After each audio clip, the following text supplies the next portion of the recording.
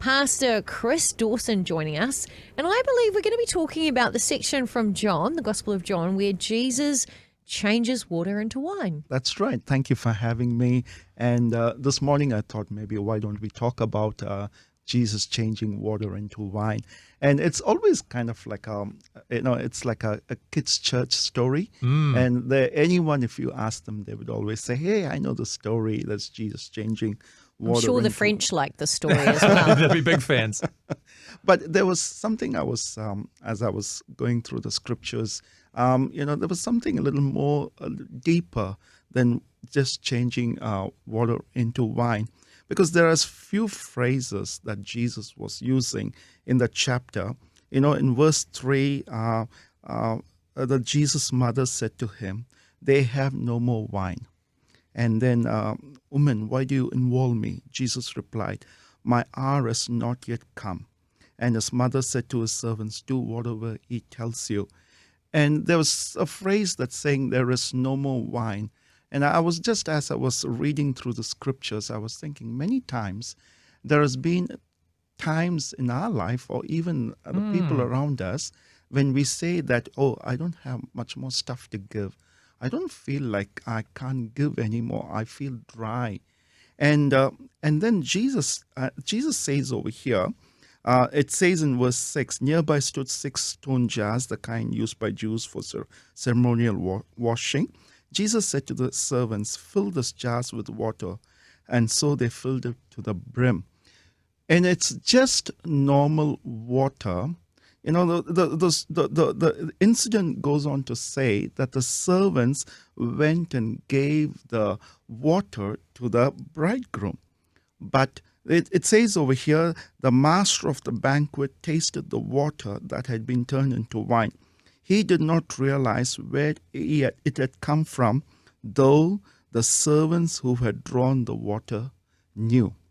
Because the servants knew, each one of us, what God has asked us is, the thing is actually, because the first of the miracles is Jesus talking about the wine. And the last, before Jesus going on the cross, they were talking about the wine.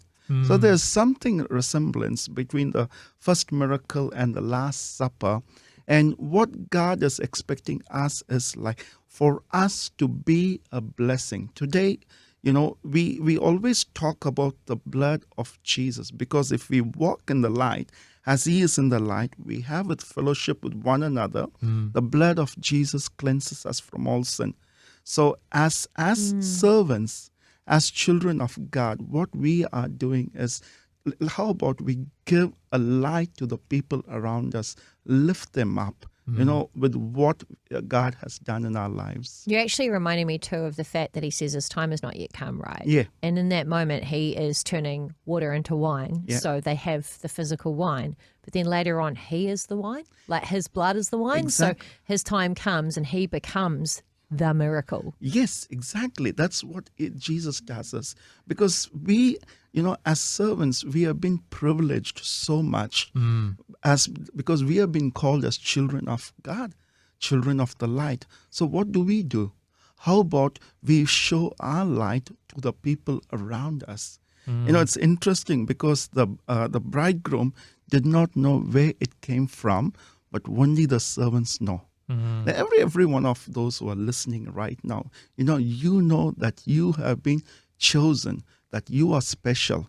How about you shine your light to the person who says, I don't have wine? The thing that strikes me too about this story is that wine is often associated with joy as well throughout the Bible and celebration. Yeah. And it can be very easy to look at the suffering that we all have to go through, because Jesus talks about that as well. You know, in this life you will have suffering, but also that joy is central to the Christian experience. Yes. And kind of a reminder that as much as there might be reasons for weeping, having joy in the middle of it is also a defining characteristic of walking with God. Yes, Yeah, you might feel like a crushed grape. And that can suck, but afterward, you're a sweet wine. Yes, exactly. That's what we do. That joy that we have, we pass it on to others.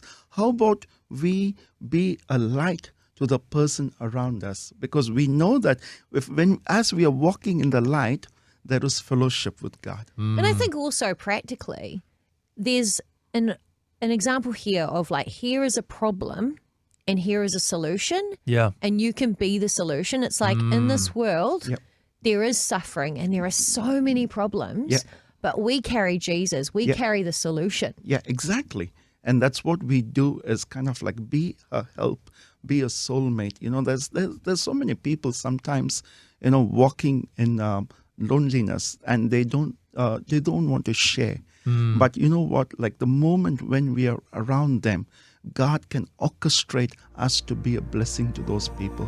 Hey, thank you so much for joining us as part of the Rhema whānau. We really appreciate your company. And if you'd like to check out more stories like that one, just click here. In fact, our channel has a whole bunch just like this, stories that can encourage you and inspire you and make you more aware of what other people's lives are like in Aotearoa and around the world. So maybe you could subscribe right here.